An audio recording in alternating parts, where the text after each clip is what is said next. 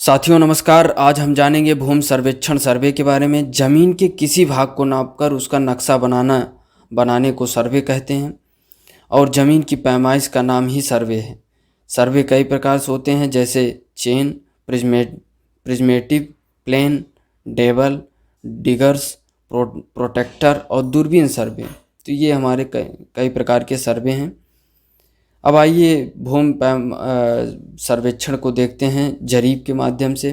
जिस जंजीर से दूरी नापी जाती है उसे जरीब कहते हैं। एक जरीब का मानक लंबाई 66 फीट अथवा 22 गज अथवा 4 लट्ठे होते हैं। जरीब में कुल 100 कड़ियाँ होती हैं। इस प्रत्येक कड़ी की लंबाई 0.6 फुट या 7.92 इंच होती है।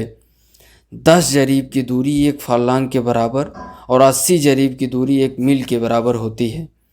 जरीब की शुरुआत 1620 में इंग्लैंड में की गई थी, जिसका आविष्कार एडमंड गंटर ने किया था, इसीलिए गंटर भी इसको कहते हैं। सूजा करीब 18 इंच लंबा यह लोहे का एक टुकड़ा होता है। इसके एक तरफ गाड़ने के लिए नोक और दूसरी तरफ पकड़ने के लिए एक चूड़ी होती है। लाठा को देखें तो यह जरीब के दाहिनी तरफ की मुलाकात की दूरी नापने के काम आता है और इसकी एक एक कड़ी की दूरी पर निशान बने होते हैं। गुनिया देखें तो यह पीतल का या हाथी दांत का आयताकार 2 इंच लंबा होता है, जिसके किनारे पर जरीब के निशान बने होते हैं। इसके माध्यम से किसी नक्शे पर स्थित जमीन की पैमाइश की जाती है। झंडी यह सामान्यतः लगभग 10 फीट लंबी होती है।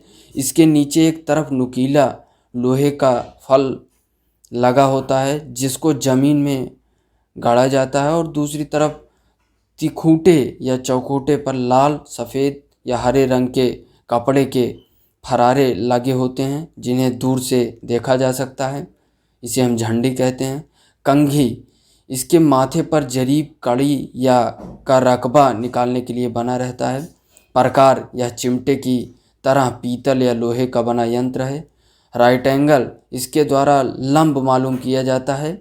जरीब लाइन या खेत के कोने और बाकों या मोड़ों का जो दाहिने बाएं पड़ते हैं, इनमें समकोण बनाया जाता है।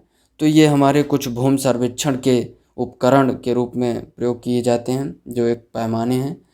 तो आगे भी हम अन्य महत्वपूर्ण चीज़ों के बारे में देखेंगे। धन्यवाद। जय हिंद।